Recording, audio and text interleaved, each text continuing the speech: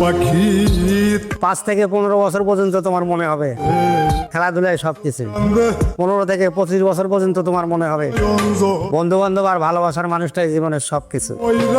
25 থেকে 35 বছর পর্যন্ত তোমার মনে হবে টাকাই সবকিছু।